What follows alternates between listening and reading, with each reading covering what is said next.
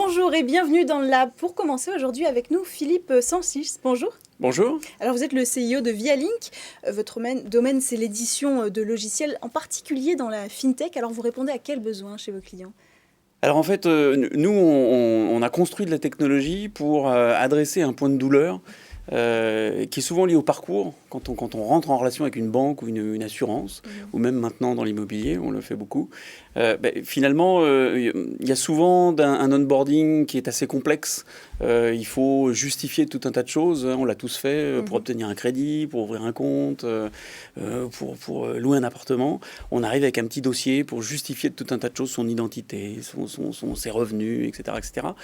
Et tout ça, c'est vérifié manuellement jusqu'à maintenant. Et nous, ce qu'on fait, c'est qu'on automatise l'analyse de ce dossier client pour avoir des parcours beaucoup plus simples et beaucoup plus faciles. Alors comment vous faites pour l'automatiser ? Machine learning, l'intelligence artificielle, comment ça marche ? Alors oui, c'est beaucoup de technologie, il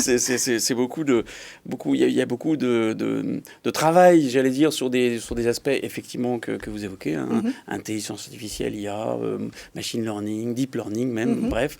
Et on combine tout ça avec des technologies potentiellement un peu plus anciennes, comme de l'OCR, c'est-à-dire pour lire des documents. Et on combine tout ça pour, en quelques secondes, donc en général en moins d'une dizaine de secondes, on a analysé l'ensemble d'un dossier. Alors comment ça se passe pour le client ? Quel est le parcours client type ? Alors le parcours client type, en fait, il est de deux sortes. Nous, nos technologies, elles sont utilisées dans deux cadres d'usage. Un cadre d'usage qui est, j'allais dire, dans un domaine souvent un peu plus traditionnel, avec un parcours en agence où on arrive en agence, on a son petit dossier pour obtenir un crédit ou pour ouvrir un compte. Et puis, on donne toutes ces pièces justificatives. Et puis, c'est étudié, j'allais dire, par le banquier. Donc, nous, nos solutions, elles sont utilisées dans ce cadre-là. J'allais dire en point de vente, entre guillemets, en agence. Et puis, elles sont utilisées dans des canaux purs digitaux.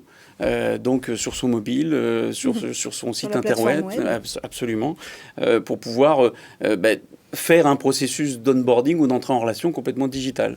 Et là, nos solutions, elles sont utilisées en temps réel, finalement, aussi pour donner des retours au client final sur sa demande. Mais alors, est-ce qu'il n'y a pas un risque dans ces formules digitales comme ça qui vont un petit peu déshumaniser quand même la relation avec les clients ? Il n'y a pas un risque de défidéliser le client ? Alors, ça c'est peut-être un risque. C'est peut-être un risque pour nos clients qui utilisent nos technologies.